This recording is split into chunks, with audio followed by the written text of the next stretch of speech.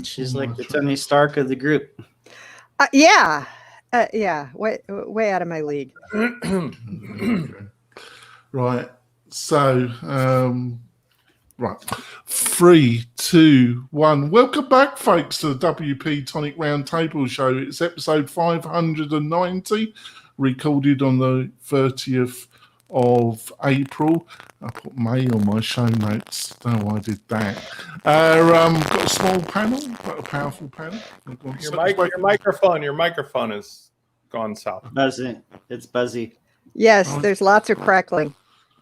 You got a bad connection? Yeah. That's helping. I think your USB cable's gone bad. I had that happen. I'm in. Nope, you're muted now. Unmute.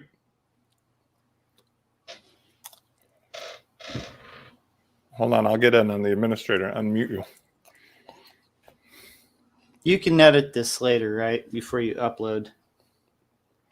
He can edit this later, right? I think he saves it. There you go. We'll find out. I can get in and there's the administrator and mess with that. You can just start it over, maybe. Hello. Okay, now I'm the administrator. Hello, folks, and welcome back. It's show 597. We're here with the small but powerful panel. You sound like a bad imitation of Julia Child. I was going to say, that's like my Julia and Julia imitation. It's like Mrs. Doubtfire plus Jonathan. Oh, right. Yeah, I like that too. Yeah. It's only so I can only go so far with that. This is what happens when the teacher leaves the classroom and the kids are left. Oh, yeah. That's right. Hey, did you hear what John said earlier today? Yeah. There you go. There we Nicely go. done. Right. We were behaving, teacher, while you were gone. We were behaving the way we usually do is what that means. Yeah, right. Right, let's try again. Then. All right. 3, 2, 1. Welcome back, folks, to the WP-Tonic Show. It's episode 590. I've got a small panel, but a powerful panel. I've rustled up some good stories. I'm going to let the panel introduce themselves. Spencer, would you like to introduce yourself first? Spencer Foreman from WPLaunchify.com. And I've got my friend John. John, would you like to introduce yourself? John from LockdownSEO.com. And I've got my friend Sally. Sally, would you like to introduce yourself? Yes, I'm Sally Getch, rhymes with sketch, the organizer of the East Bay WordPress meetup in Oakland, California. About the okay. What was that? Apparently some links actually go to live videos, play automatically. Sorry. There we go. And so before we go into our main stories, I want to talk about my main sponsor, Castos. They are a podcast hosting service. If you want to get into podcasting yourself or for your clients, you need a service that helps you with the RSS feed, also hosts your podcast, and provides a number of other services that will enable yours or your client's podcast to appear on iTunes, Spotify, Google Play, and a host of other podcasting platforms. Podcasting is a great way of getting in front of your target audience. I love it. I've been doing it for a number of years. And Castos are a great company to help you achieve that. I was with another podcasting platform. The interface was a little bit ropey, to be quite truthful. I came across Castos and great interface, half the price of the previous platform. Had some discussions with them and they decided they wanted to be the sponsor of the show. So I'm delighted. So to show your support, please go over there and tell them that you heard about them on the WP Tonic Show. So let's go into our first story. That's Creative Commons search to relaunch on WordPress.org. What did you think of this one, Spencer? I'm surprised. I like to think I know a lot. I didn't really know there was a Creative Commons search engine. Did you? No.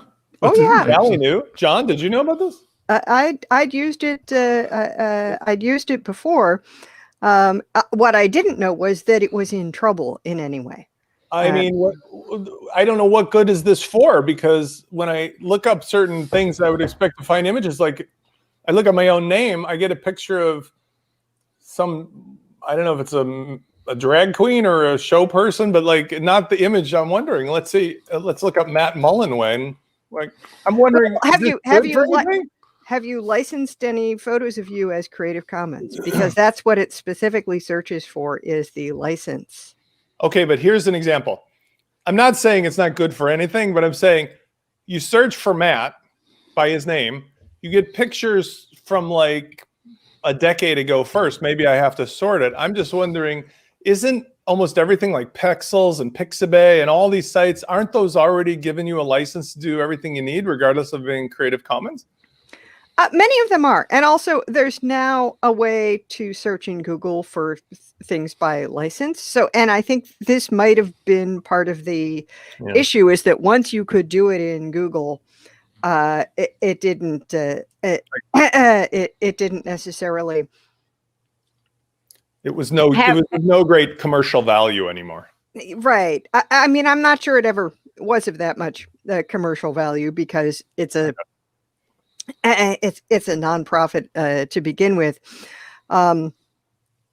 but it is. It says, what they're going to do is also, finding GPL compatible images. That makes me wonder: are they going to be including like search of GitHub for things licensed under the GPL? I mean, it's normally what it looks for is the CC 0. This is stupid. I mean, not stupid as like a thing. It's just a thing. Like, it's a non-story, because no offense to us being into story here, but like there's nothing to talk about, because like search for WooCommerce. All right. There's a trillion images that you can use for WooCommerce, but when you pull up these images, it's like a bunch of 12-year-old word camps of people talking about WooCommerce. Like, who's ever going to use this stuff? It's like pictures of wagons or something. Like, well, did you ever use the Creative Commons search in Flickr back in the day when Flickr was a thing? Yeah, and that kind of is a good example of my point. Back in the day, when the lawyers were running around from Getty with machetes and torches. Oh, trust me, they still are. But the difference is, if I went to Pexels or Pixabay or one of the other 100 free use it as you wish things, there's every image under the sun in 4K, modern people doing the stuff I need. Even commercial stuff is available. It's just kind of like, this is like search for, Adobe Flash website designs or something kind of search engine. That's what it feels like. Oh, John, come on. What do you think, John? No, John Denwood. Like, well, I was a Flash. That's how I got into this crazy world as a Flash developer. So I'm saying, like, what do you think about the story with the Creative Commons search? Is like, I just thought it was a happy story to start off with. Could be that it is a happy story, but my blood pressure might start to rise at the end. Might start to rise at the end of this podcast. Well, yes, and there's also a point. Yeah, your blood pressure is definitely going to rise by the end of the end of the podcast. But there's also a reference to the issue about I can feel something boiling already. Getty acquiring Unsplash. The fact that some of these places may not continue to make things make available things that are free, and some of them you search and you have to read the small print to know that about half the images they show you are actually images that you need to buy from somebody else who's sponsoring them. But yes, they are designed to be stock, and that's how different. it works now. I mean, in other words, we know that we're in a world of like free samples or free trials or, bulk buying like a Netflix and Hulu and Amazon Prime. It's like you're in a membership. They get $7 a month or $20 a month. Some's free, some's paid upsell and so forth. I want to twist this story and see if you go with me on this. Did you guys see what I posted, which was Jetpack's new above the fold admin notice? Because if we want to talk about something, let's talk about how Jetpack had the gigantic cojones to think it's okay that they will take the entire browser height and width with their admin notice for Jetpack. Like, I did not see that. I posted it into Slack, but I'm saying, like, if any mere mortal company even tried to remotely do that, like even just a sliver of an image, they would be hung to dry. But this is so ballsy. I mean, even Yoast probably would have gotten a reaction. Even Yoast wouldn't do that, would they? Oh, they'd do it. But they would do if they could get away with it. There would be a response. Yes. Yes. I mean, it's just another example of how do as we say, not as we do. But at the same time, when you're talking about what's wrong with the plugin repository, what's wrong with the dashboard of WordPress, what's wrong with the mechanics, it's odd to me that it's even news that they're buying up old search engines when in the front end they're still dicking around with stuff like this. Well, I tried, listeners. I tried. It's not a critique of you. It's just a what's relevant to the WordPress thing. I just tried to find a happy beginning story. I did try my best. I know. I did try my best, but I give up. You did a good job. And I know where we're going because the end of the show is going to be very dramatic. Well, my blood pressure might get a bit hot under the collar. That's like a teaser for the people listening. Yeah, I just want to say I want to dedicate this podcast to the memory of my mother, actually. And I want to say that later on the language might get a bit fruity. So I will try and control myself, listeners and viewers. But if you've got young children listening with you, it might not be the best podcast for them. So be pre-warned. On to the next one. Changes at Basecamp. What did you reckon about this one, John? This is a story that just seems to grow and grow and grow, doesn't it? Yeah, so it's really weird. So, you're the leadership at Basecamp. You're Jason Fried and David Hannemeyer Hansen. One day you're posting about getting us on it. And then the next day, it's big sweeping changes where all political discussions at Slack are banned, apparently. And as the story comes out, what brought this on is a variety of things. So apparently internally at Basecamp, they've had a list all this time of funny sounding names of customers that's grown throughout the years. Some of these are European names, but they also include Asian names and African names. Why, John? Yeah. Why? So we can make fun of our customers. Well, yes, because probably the people who started collecting them were folks with the mentality of 14-year-old American boys. Like Bart Simpson, Yes, So, I mean, that's the analogy the article uses. So at the same time, they said, like, hey, we're going to make a diversity and an inclusivity committee. And of the 57 employees, I think a third of them, 20 of them, joined this committee. But before... Wait, there's so many details here that came out.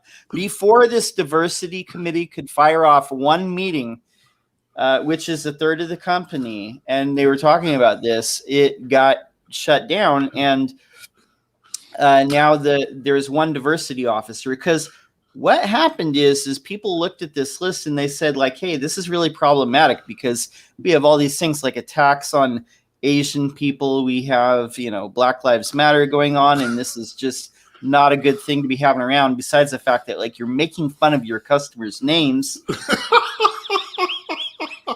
So basically, and somebody the sure way to win friends and influence people. So here's where it really went off the rails. So somebody put, there's more. When was it? No, I haven't even got to the best part yet. So So if anybody's familiar with the pyramid of hate, where at the bottom you have people, It wasn't until I moved to America. Yeah.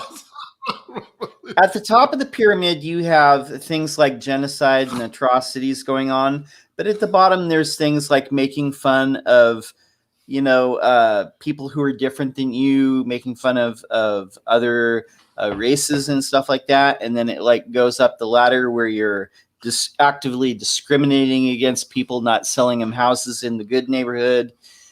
Then you're like chanting in the streets and doing things like that, running people over with cars or shooting them with machine guns. And at the top, it's just full on genocide. Well, David Hannemeyer Hansen took offense to this, and he wanted in no way to think that this list where you're making fun of ethnic names, among other names, could be in any way. Yeah, could be in any way connected to genocide. And instead of saying like Bill Duke said, like, hey, you fucked up. Instead of saying that, he just squashed everything internally. And if you go on Twitter and you see responses from some of the people that work at base camp, white people, black people, Asian people, they're upset, they're distraught, they're frustrated, they're pissed, they're sad. But a lot of people believe that this is a covert layoff move.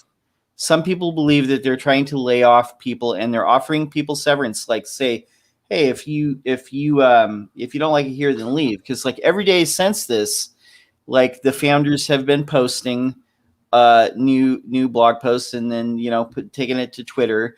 Yesterday, DHH was blocking on Twitter like everybody who disagreed with him. And people were calling him out. That sounds very democratic. Right, Spencer. I had thought better of him than this. This is really disappointing. It is a bit. So you know him slightly, don't you, Spencer? So you don't think this was malice. You just think this was just stupidity, basically. I don't think it's stupidity. I think what I'm saying is that, well, I think John's points are actually spot on. When it comes to the way that Jason and DHH think from their own published stuff over the entire course of the company. They're a Chicago company, and they're originally based in Wicker Park, right literally around the corner from where I live. And I grew up in the same space as Jason and all the other stuff. So I can appreciate that they're both very thoughtful people, extraordinarily opinionated, have from day one never been afraid of taking really unexpected actions, which I respect, and I think I live by a similar credo. I mean, if every fish is upstream this way, they're going to go that way, and they're going to have reasons to explain it. Here, I think this is a hot potato. And I think what they did is realize, as owners of the company, they're sitting on a money printing machine that gets no benefit from being involved in the politics of the day, which are very hot potato. You can't win by holding it. Even it's got nothing to do with politics. They had a list of extra. That's not. I haven't addressed that yet. I'm saying totally racist reasons, and they own the freaking company. They must have allowed it to continue, for God's sake. I'm not denying that. I'm saying they. First of all, you need to be fair to one thing. And I'm not saying they need to be defended. I'm saying be fair to one thing. There's a list of 5 or 6 other policies in the company that when they came out with them, they were like being real progressive. Look at what we're doing. We're doing this peer review thing, or we're doing this paternalistic 10% to do stuff like to better yourself as a human being. They went through a bunch of their policies that were outdated. What I think happens is you get 2 guys. Jason has several kids. David has his kids. They're making millions and millions of dollars a year.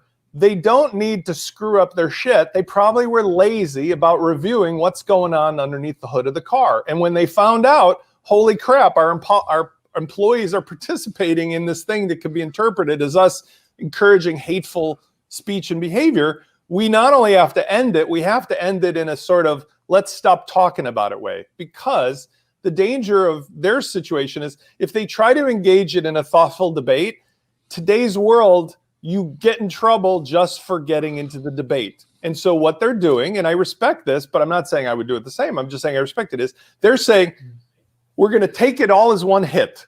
Like, we're saying it's wrong, it's bad, it's over, it happened. We don't deny it happened, but like that's it. We're not going to talk about it anymore. And if you try to talk about it with us, we're going to not engage with you or cut you off or do what the stuff DHH is doing.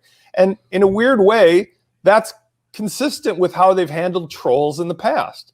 In the early days of the company. Yeah, but they're not trolls. They're bringing up totally understandable criticism of their position. I'm not saying. Hold on. You're misinterpreting. Maybe I'm not explaining well. I'm not saying that the company's position. I'm just giving you a hard time because a couple of weeks ago you gave me a bloody hard time. So I love that you give me a hard time. I'm saying that if you're faced with this situation, your company is clearly crossed the gap towards the wrong side of the river. Okay. You've gone over there.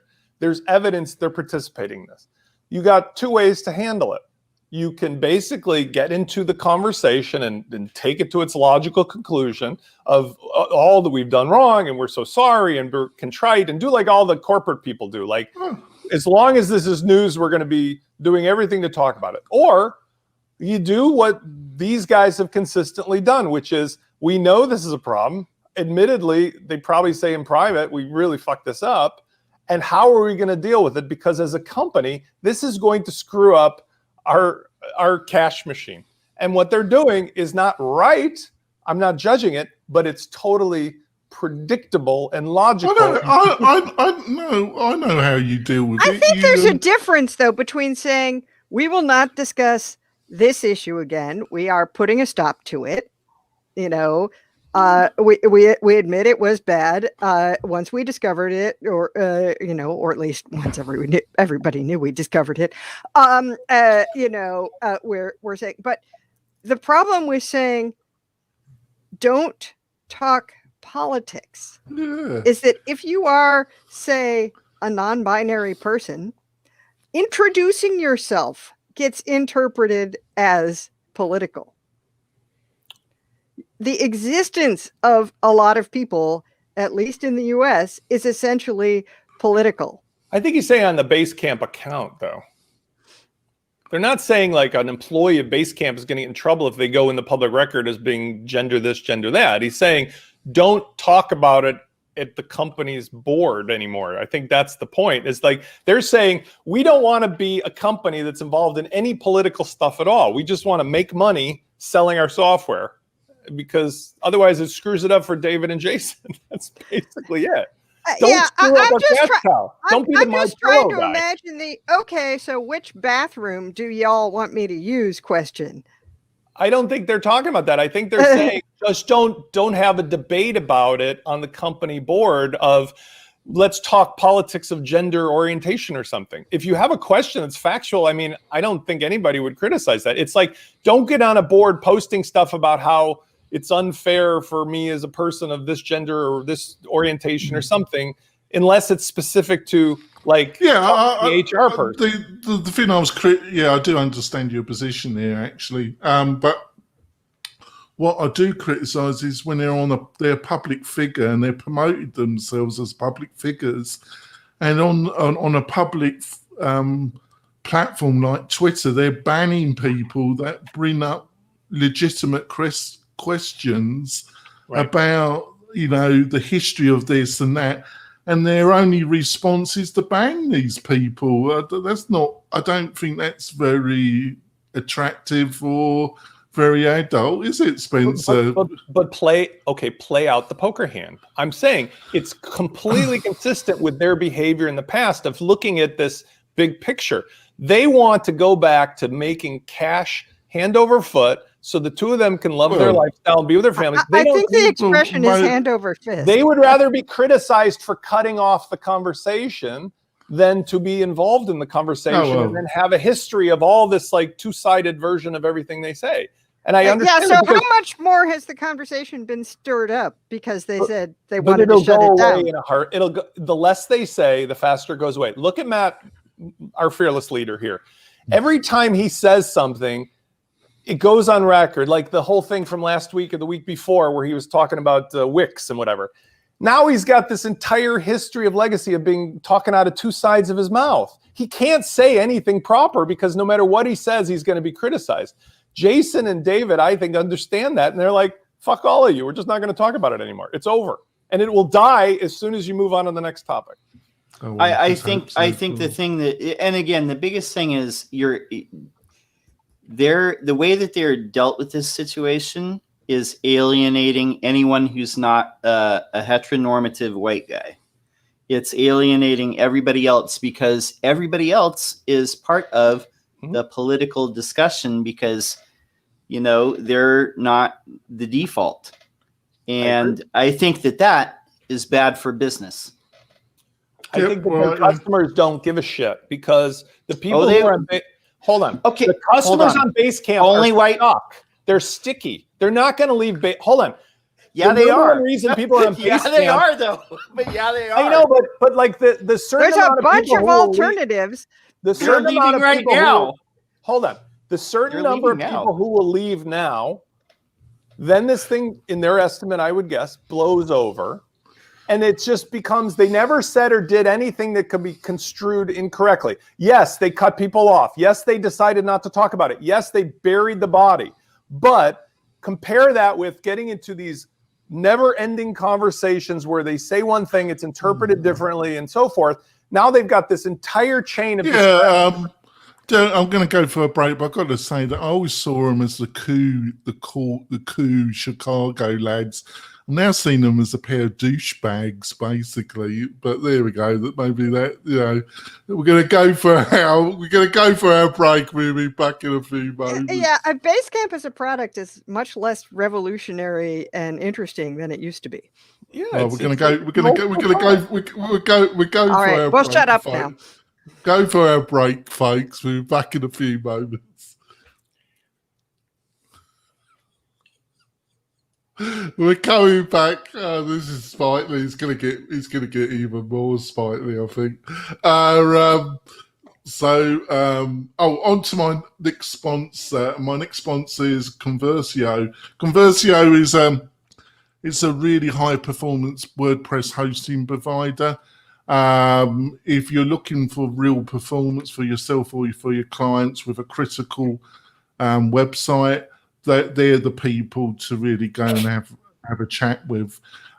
They showed me the back end of their platform and their technology stack. I was really, really impressed. You want to go over there, have a look what they've got to offer. And the other thing is they've offered us, the WP-Tonic Tribe, an amazing offer.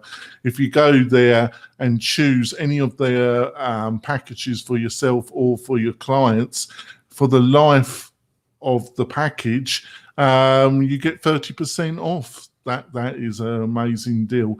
To use the deal, all you have to do is go to the WP-Tonic website, and there's a load of banners for Conversio, and you just click the banner and it will take you to a specific page for the WP-Tonic offer.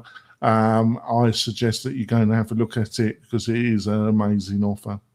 So on to our next story. It seems to be...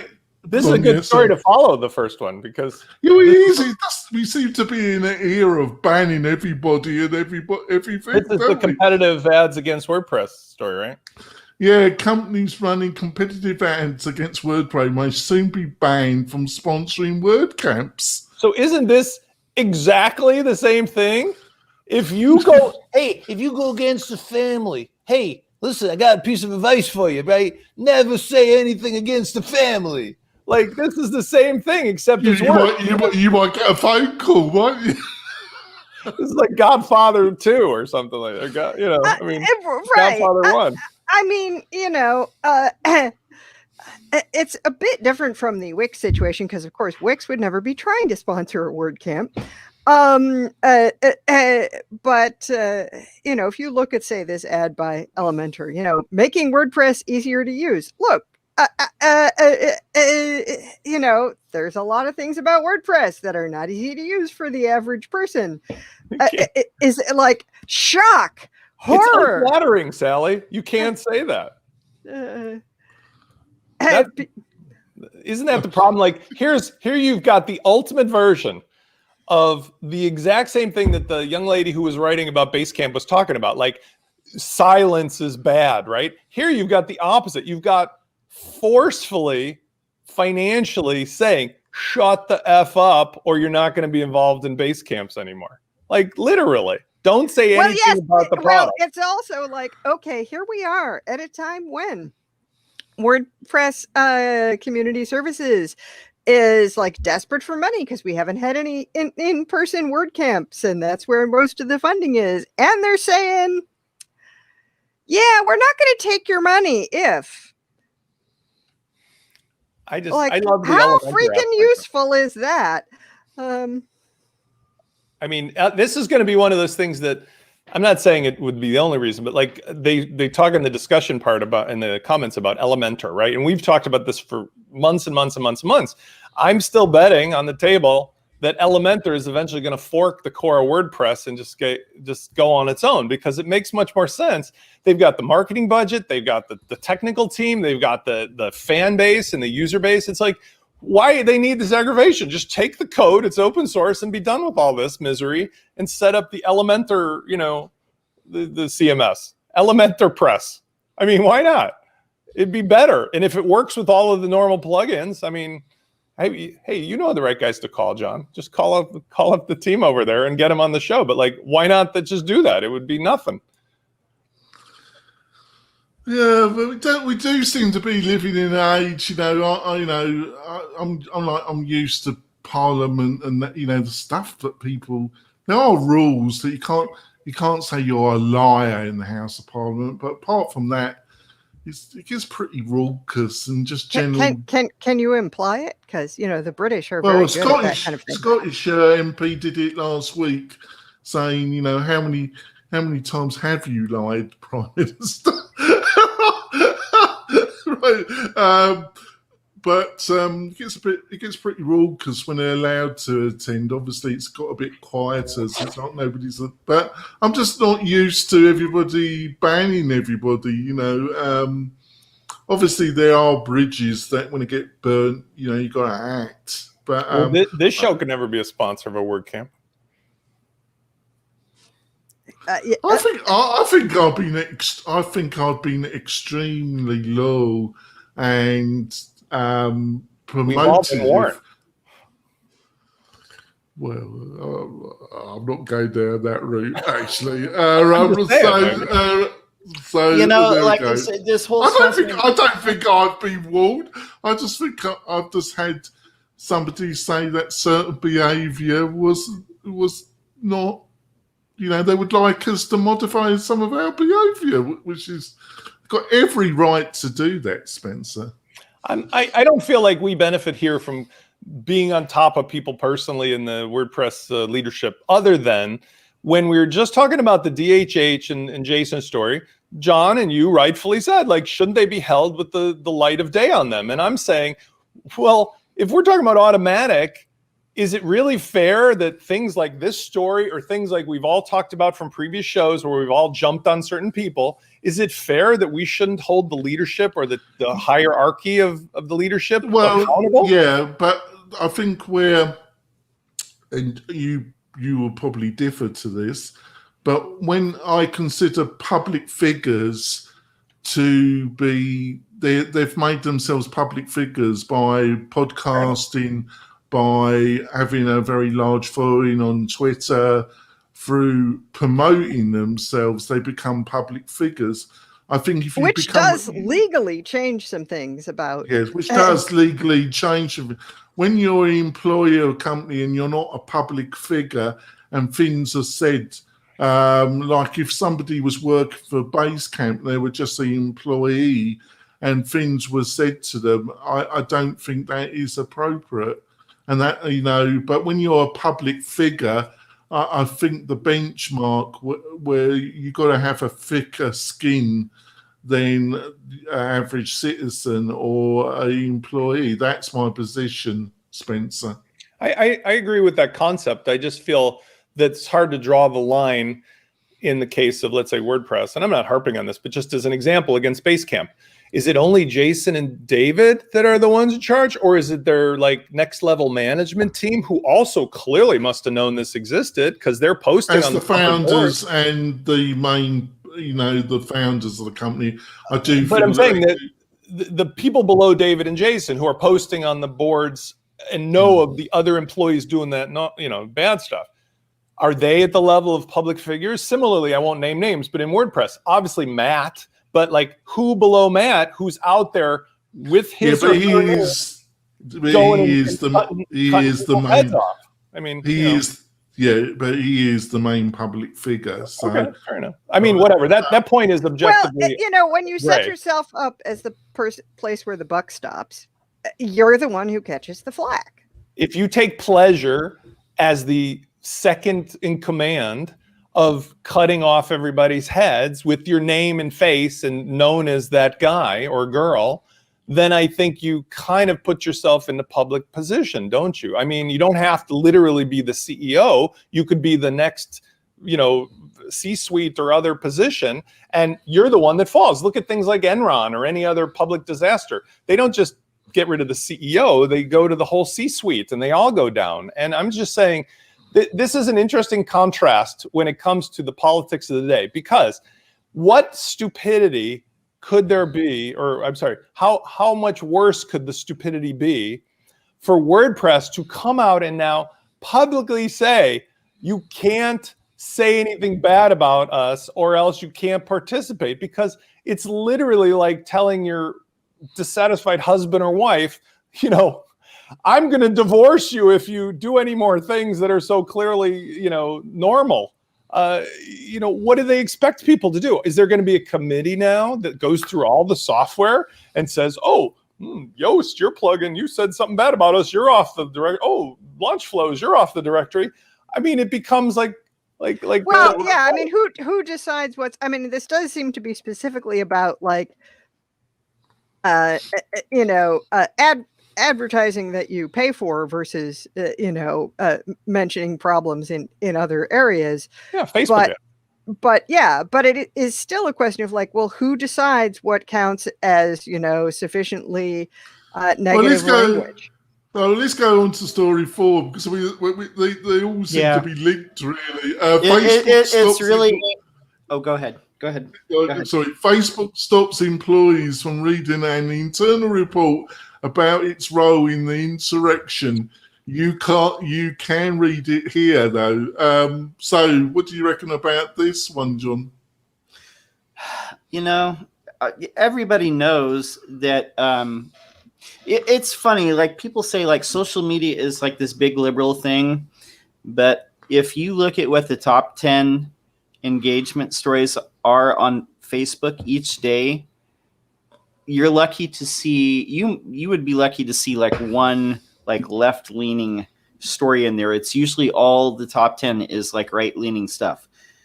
I can tell you from personal experience, and I'm sure that everybody listening out there, if you're of the same mind or not, the people who believe that Trump won in 2020 and that the election was rigged, and the people who, they believe all the lies and all the garbage all the way down, they 100% believe that they're smarter than you. And they 100% believe that all this stuff that they consume on Facebook in their feed is not manipulating them in any way. The stuff that they see on YouTube, these algorithms that feed into what you already believe and feed you more conspiracy crap, they 100% don't believe it. And that's the root of the problem. They would just look at this report and just say fake news, because the hardest thing to do is admit that you made a mistake or that you were played as a fool. It's the most difficult thing to do. So you double down on your position. Personally, especially if you initially adopted it essentially as a religion. Yeah. Oh, Mark, that picture, I think it came from you, didn't it, Spencer, on that surfboard? Which one? The surfboard picture where he looks like where he's got his he was trying to fool some kind of facial recognition thing by covering his he was face. Going on a vacation in Hawaii, so he decided to fully complete his cosplay as Commander Data. So he put full zinc oxide on his whole face, so his face was fully white, like he looked like a mime or a robot while he's surfing. And everybody sort of said, like, do you really think we don't know who you are, Mark? Because like nobody else looks like you, Commander Data. And they were just making a joke of it. But like even in this picture from the committee, there's something clearly detached. So wrong with that geezer. About him and the leadership team of Facebook not recognizing the predicament that they are in. Or maybe they absolutely understand it and they are just doing everything they can to go upstream. Because like there cannot be a big discussion about whether they know this. They just realize that as soon as there's a crack in that dam of like, we've been doing naughty stuff, his history proves it. It was a frat boy who invented a thing that got all the data on all the kids at Harvard, right? You probably could not believe the kind of crap that goes on inside the Facebook world. And as soon as that crack opens up and the DOJ or somebody else goes in there to really start digging around, I think they realize how bad it would be. And so they're just going to do like Jason and David are doing, except it's a megalithic company. Like, we're just going to pretend it never exists. Nobody can do this. Nobody can do that. And we'll take our licks on that part of it. But we're not going to let them see the dirty laundry. But he's such a creep, isn't he? I know, but like look at the mafia. There's something really wrong with that geezer, though, isn't there? But like any kind of, even if it's hypothetical, right? Even an organized crime, okay? The way it works is, or Fight Club, they don't allow people to talk about it. Don't talk about Fight Club. Don't talk about the Costa Nostra. Don't talk about the family, because they know it's bad for business. It's just a corporate level mafioso arrangement here. And whatever the size of the corporation. All right, on to the next. I think it's the same old people I'm bashing, but they do so much shit. So that's why they end up on this this show. So going on to the next one. WooCommerce invests in Peach Bay. They showed me. So you're Spencer. You got your own product. You're in this. Peach Bay show approached me, and they're gonna. What do you reckon about WooCommerce investing in them? Well, okay, let's talk about the product class. For anybody who doesn't know what PeachPay does, there's another one called Fast. There's a couple other. I had some guys who approached me about another startup. Like, this is the next thing that if you kind of think in terms of Square, you'll get an idea what's going on. The concept is that you become part of a company that not only keeps your data for checkout, but then has all of the participating market vendors in there as well. So that if you go to buy a product from a vendor, a coffee shop or an online store or whatever, there's no need to ever use your data anymore. You can literally go, I want this, click, boom. It immediately takes the money out of your account, gives it to the vendor. So it's like a layer of, you're part of a buyer, like Costco kind of. You're part of a buyer's club, except you don't have to deal with any of the filling out fields or the shipping or other stuff. And the way that this works, though, is it's a two-sided marketplace. You need to have a participation in the market that your vendor is also participating in, which kind of leads me to wonder on the practical side of things, as soon as there's more than one or two services, doesn't it just become credit cards all over again? I mean, because right now you can already save your credit card data in the Chrome browser. And if I go to a website, I can't remember the last time I typed in my credit card number, but that's the premise of how this works. Oh, now, I never use that. I refuse. I don't save it in the browser. I save it in my password app, but it's same thing. It's very secure and it's safe and it works fine. But the point is, like, because your credit cards are so protected anyway, like literally, you will not get held accountable for false online charges. Well, we differ slightly because you have your ladies all around your house as well, listening to every word you say. The idea of having ladies listening to every word, I have no ladies. No, but I'm saying, like, even in terms of my husband wants to be able to program each of the three girlfriends to get really upset and have Oh, a he wants tantrum that- he if wants you that- address them by the other name. Oh, he wants other ladies in the house apart from you as well, does he? Oh no, we do not have anything like that. Not. Not yet. One day you'll wake up and there'll be three girlfriends. But even with that though, like just to relate this to something else, we talk about all the time how if you do a search on your Chrome browser or whatever, and you're not in incognito and you're not using a firewall, like 1000%, it shows up 2 minutes later in your Facebook ad stream, right? So if I put in a feminine hygiene product search right now, it would literally show up in my business feed on Facebook. So we all know what's going on with, ad roll and the kind of like following of people. But what I'm saying is there's not a security issue of participating in this network. It's a practical problem of how does one check out? And I do agree, because LaunchFlows is a sales funnel product for WooCommerce, I do agree that WooCommerce is primarily liability, which is why there are so many add-ons.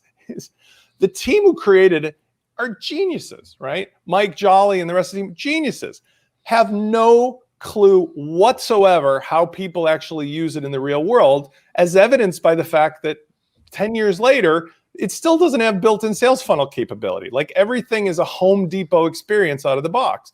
So if this thing brings a layer of convenience where enough people get on. Bear in mind, Home Depot still works that way. Yeah, but it's not for everybody. Like Home Depot is good if you know you want to shop around. But like, let's say you had a broken toilet. What they're doing is like, you need a broken toilet part. You drive or whatever to the Home Depot, and there's a person in front who just puts it in your trunk. You don't have to pay. You don't have to ask. It's just one stop and you're done. I know that this is a useful service, but it's who will win the marketplace that matters. So it kind of makes sense that they're putting a bet on one of the players, because otherwise they're going to be stuck. I mean, people, the easier you make checkout, people like that. I wonder who invested in Fast. That would be a better answer, because Fast is the competitor. And if Fast is, let's say, invested in by Zuckerberg or by Wix, it would lend a lot of credibility to why they invested in PeachPay, because they just had to bet on their own horse. But it's a bit of a move. Right, fair enough. No, let's go on to the last story. Right, this is where you got to play the. Hold on, wait. You got to play the dramatic music, I think. Right. Thank you. So cops laugh after abusing woman with dementia. And listeners and viewers, this really upset me because my poor mother died of the condition. Bless her little heart. I thought one of the only positive thing about this story was that there was people there filming it, and the body cams that the officers involved in this incident, the film is there, and it really shows the benefits of technology. Because a few weeks ago we were talking about the dangers of robots, but this is a good thing that we have technology that can show the truth. But I think what was shocking, the incident was shocking as it is, but the real nauseating element of this story was the officers got together and then viewed the webcam, and they're filmed watching them. Yes, if you thought a list of funny names was bad, it was watching the webcam of them abusing and basically torturing a 73-year-old woman that's obviously has some mental problem, which came up as being dementia, but obviously is in a very confused state. They actually watched the video of them torturing her, dislocating her shoulder, and then not allowing her to see a doctor for 6 hours. As you learn about this case, it just gets worse. They watch it and they start laughing as the demons, which they are. They are just human demons. That's why I am a Christian, because I believe in evil. And if you can't explain evil, you got to believe in the supernatural, and they are just demons of human beings. They enjoy the suffering of other people. What did you reckon about this, Spencer? The problem with this entire predicament is that the world is filled with people that have capacity for good or evil, but people who are entrusted with power, like police officers, in many cases military, oftentimes attract people inclined towards the evil type of behavior. And in this case, this is you couldn't come up with a worse example. I mean, obviously all the murders of innocent Black people, but this is like a mentally ill person, clearly mentally ill, not of color, and a woman. And they still, I mean, if anything, the fact that she was a white woman, because there's like no history of violence should have against stopped them women from anywhere. doing it. The fact that they even ignored those levels of basic decency, even if they were racist. But here's the bigger problem. The bigger problem with this is that there's no excuse at all for this as far as what they did. Those two individuals should never have been and should never be police officers. The consequences are what's important. And I think that in this case, this is a clear added onto the list example of how the people who hire and the unions that protect police behavior have to be fundamentally looked at, and not necessarily thrown away, but like restructured, because there are so many good police officers and so many good military people. To let the behavior of these people just throw all that away is not a good solution either. It has to be looked at honestly and from the top down. And I think that in this case, the Loveland or whatever, the guy, the police chief, whoever who's disregarding it, this is an example of how no, you can't just ignore it and say no. I mean, it has to. I think another interesting aspect of it is that the media in Colorado, the newspapers, the radio, have been trying to play down this story. It's hardly reported on any of the Colorado newspapers.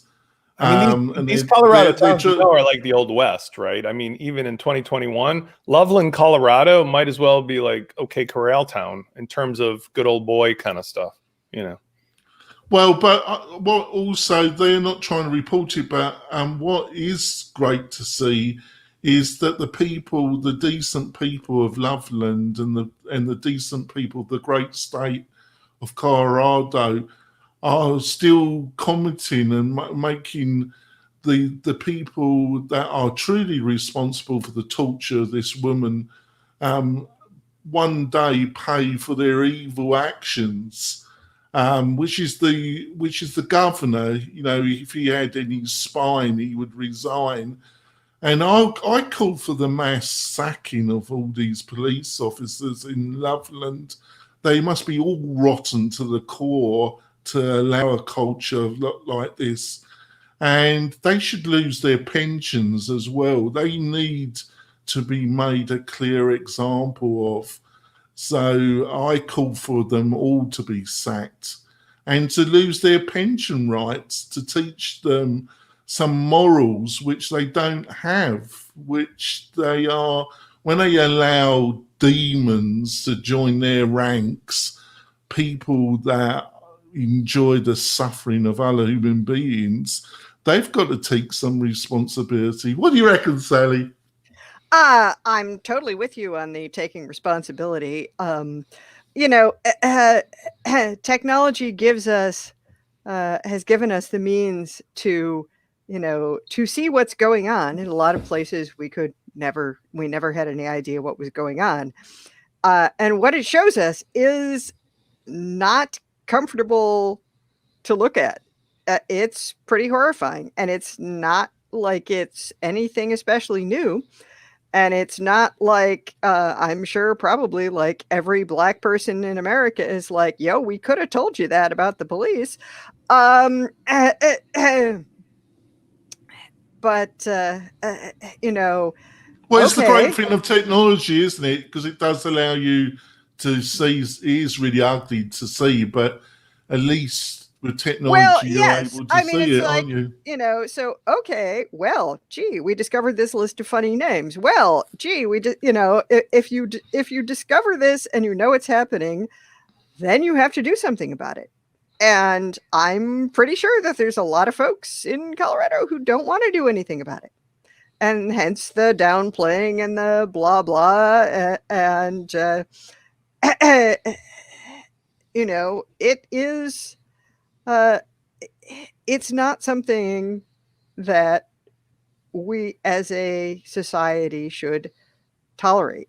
And it is kind of an expression of that, you know, pyramid of hate, that when you have a culture that is comfortable with demeaning people, if they are in any way different, and which doesn't have any compassion for, and like, how many of these people's, you know, parents might end up with dementia and behave in that same way? Are they really like that convinced that this couldn't be, you know, that this couldn't be them? Because you know, dementia is a thing that can happen to pretty much anybody. They're not clear enough yet on you know, why some people get it and don't. Just like anybody can be temporarily disabled by breaking a leg and suddenly realize, oh heck, I'm, you know, I have to go around on crutches, and man, this building is not flippin' accessible. You know, that is not how we should operate. But there are a lot of people who are deeply offended if they are asked to actually, like, you know, do any work or sacrifice anything in the name of having a, you know, of just achieving a minimal level of decency. Yeah, I thought I'd seen it all almost, but when this erupted, and the actual scene of her being roughed up was bad enough, but the actual scene of these, it was actually 3 officers that found it amusing that they're torturing this woman. When the video of them watching it, these 3 demons, that's what they are, human demons, laughing like hyenas at the agony of this 73-year-old woman in pain, bragging that they popped her shoulder and how funny it was. You know, because we just temporarily lost John there. I don't know. I was going to put it to John actually to finish this off. So, oh, is he coming back? So let's bring John back. John, do you want to finish off? What do you reckon about this whole thing? Yeah, I'm going to hit you with some stats. Half of all people that are killed by police are disabled, whether mentally or physically, each year. Only 100 police, or I think it's like less than 100 are killed each year, and half of that is by accidents, like car accidents or things like that. It's the police unions don't operate the way that regular labor unions work. They're not collective bargaining. They basically protect police officers. So if you do something like this in one town, or like the people in Buffalo that shoved the old man down. Police officers, and the Supreme Court has sided with them every time across history that anybody has tried to protest. And not only that, but like the majority, and over 50% will say the majority of white people also side with the cops, because they, and I'm not saying get rid of the cops, but definitely the way that the police operate in America, it can't go on, because you're handing them all this like military equipment. You're giving them, they have their own flag. You know what I mean? It's like they basically think that the public is the enemy, and they do things like this. They do things like brutalize old people, or people with dementia or autism, or people who are black or brown, or anybody that's like not them. And if you are one of the good apples, and you try and snitch, it's the theme here. You can't snitch on things. There's all these things where you can't call the evil out, or you can't call the corruption or the bad practices out, or you get weeded out. You're the one that gets taken off of the force or forced out or put on, administrative leave. One thing that really needs to be done is ending qualified immunity, because basically if a cop does anything in uniform and there's a lawsuit against them, it's not them, it's not the police department, it's not the police union, it's not their pension that takes a hit, it's the city budget. So every time the cops do something where there's a lawsuit that comes forth, the city where that happened defunds all the other departments. So all the like parks, mental health, community services, homeless outreach, libraries, anything like that, that's all the stuff that gets defunded. And the city has to pay that. And that's the way it is in every city in America. And all they have, basically anything you do in uniform is you're off the hook, and there's almost no consequences. And this thing that happened in Minneapolis very recently is the exception. That almost never happens. We don't even know what the sentence is going to be. But if you end qualified immunity and let lawsuits come out of their pension or the police department budget, that's going to be a big step to actually these departments taking accountability and stop protecting and stop having this code of silence, like which has been a theme in this episode. Yeah, if you took it, I think you have one thing is correct. There needs to be a certain level of immunity for things like fire people and police officers acting in their duty. But in the case of some crossing the line threshold, having the union be responsible is actually a good idea in some ways, because they will then act in a manner that stops those things from happening, because they will be uninsurable. Well, like in Vallejo, where they notch the badges like for each person they kill. Yeah. That doesn't seem like it's defined in the duty of a police officer. No. Or when people say more training, and there's a video going around the other day, this guy that trained cops for decades saying like, if you kill someone, you're going to have the best sex of your life like the next day. That's a perk of the job. And you could see the people in the audience, like the other cops, are all like, getting off on it and like getting enthused about it. I mean, that's the training that you're paying for. So something else needs to happen, because they're not going to oversee themselves. It's just the structure of it has become something corrupt. So. I mean, you have to put the financial pain at the point where it's being blocked. The problem is being blocked at the union level, because they're the ones that set the standard for what's acceptable behavior or not, because they're the ones that come in to defend and otherwise prevent the cops.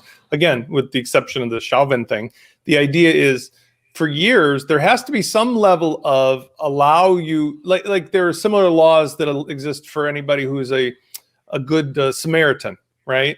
If you're a good Samaritan and you give somebody CPR and you do it badly, for most reasons, you're not going to be held liable. There are some exceptions. You put a pillow over somebody's head, but like in those situations, there's not a union stepping in to stop there from being any investigation or from preventing you getting reprimanded. They get retired with full pension, right?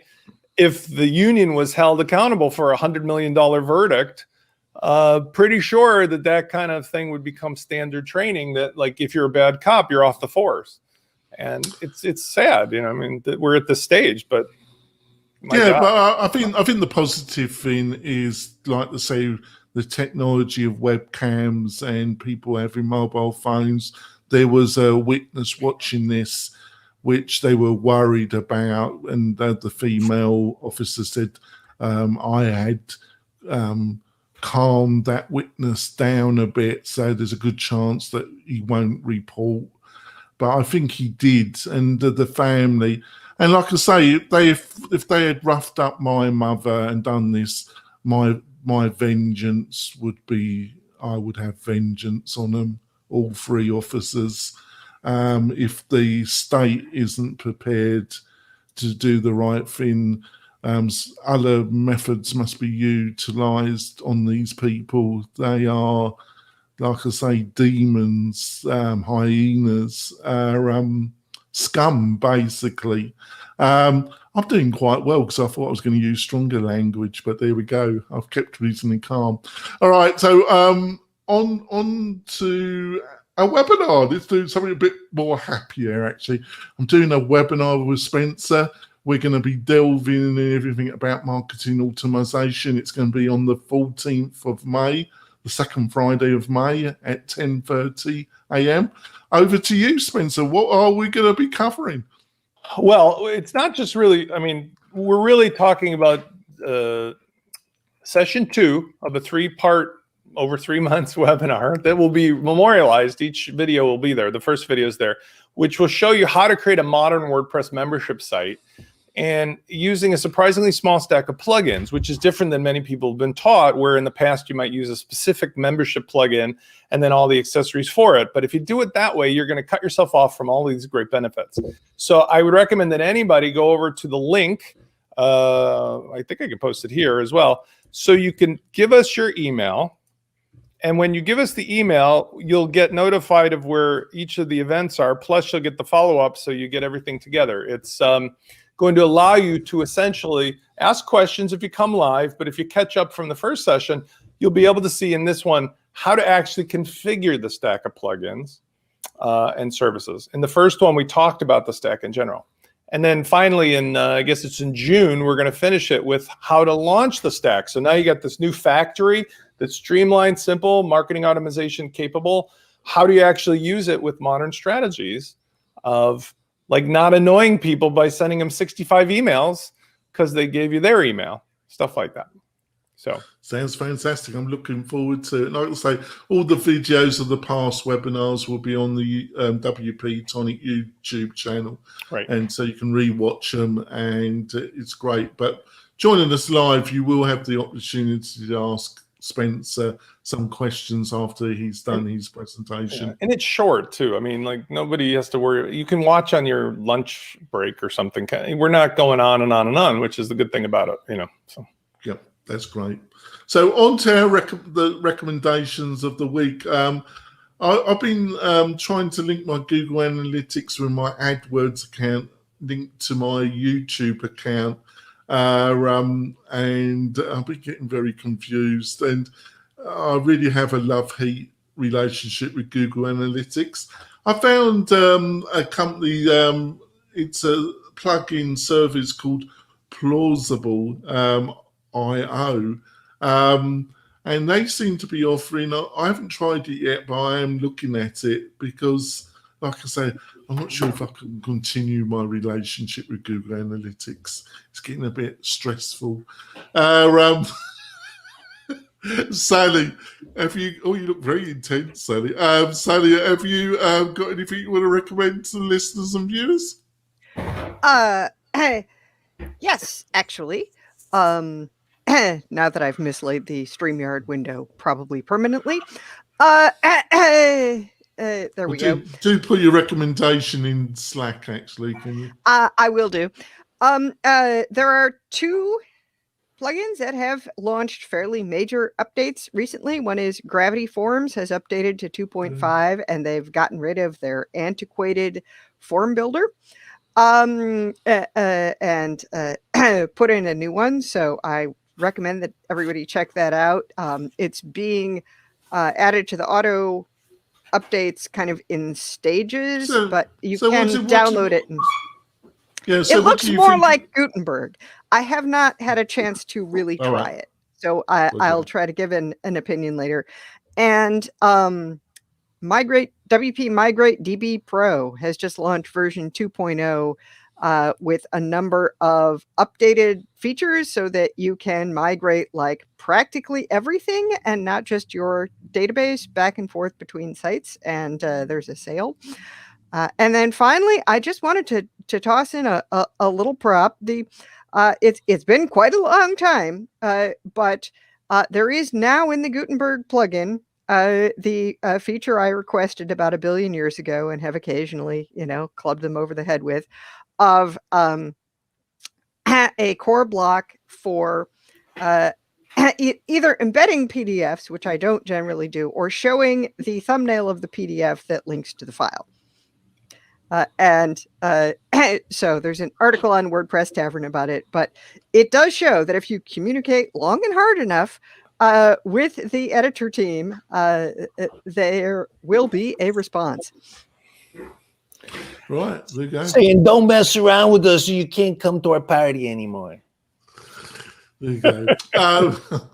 Spencer, have you got anything you want to recommend to the listeners? Indeed, I do. So, speaking of WooCommerce, I got a great question from one of our LaunchFlows customers who was using a custom checkout for one of his products using LaunchFlows, and he realized that the default WooCommerce behavior when a person who is returning but not logged in does log in is it would redirect them to the global checkout page instead of leaving them where they're at. I thought, wow, I hadn't realized this. That's amazing. I developed for 2 years and I never came across the problem, but it's so obvious. Turns out I'm not alone. There's this plugin that's free in the repository. Love plugins like this because it's just 3 little functions in one PHP file called the previous page redirect for WooCommerce. It works whether you're on a product or a checkout page or anything, but it essentially allows you to use the login notice that WooCommerce pops in, but then returns you where you were at so that you can go on with your day. So anybody who uses WooCommerce, I kind of think this should be core behavior. I told the person asking, I made a video, I said, maybe I'll incorporate this into LaunchFlows, but to think about it, like this is a perfect example of a plugin that does exactly what you want and you don't need to add it into my thing. Just it's one more Lego to add to your stack of stuff. So anybody who uses WooCommerce, definitely go grab this one. That's great. John, have you got anything to recommend to listeners and viewers? Yeah, I was digging around for something just now. This is a short video, the history of sundown towns in Colorado. I'm not sure if you know what a sundown town is, but guess which town? I don't. Okay, we'll go watch it, and you will notice. It's a town where you will be arrested for being black after sundown. Is that? Yeah. That's not in the Gordon Lightfoot song. That's not what he's talking about, right? I don't know. I'm not sure. Not sure. I think that's a good question. The town that was featured in our last story was also mentioned in this. They actually observed Jim Crow laws and only repealed a ban on interracial marriage in 1957.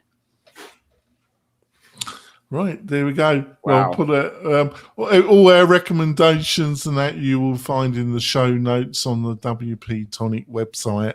Also, please join our Facebook page and Facebook group. I've neglected it a little bit this week, but I will be posting more content and getting more people join us. Please join us on that. And please join us next week where we'll be finding the best tech and WordPress stories of the week. We'll see you soon, folks. Bye. Bye. Bye.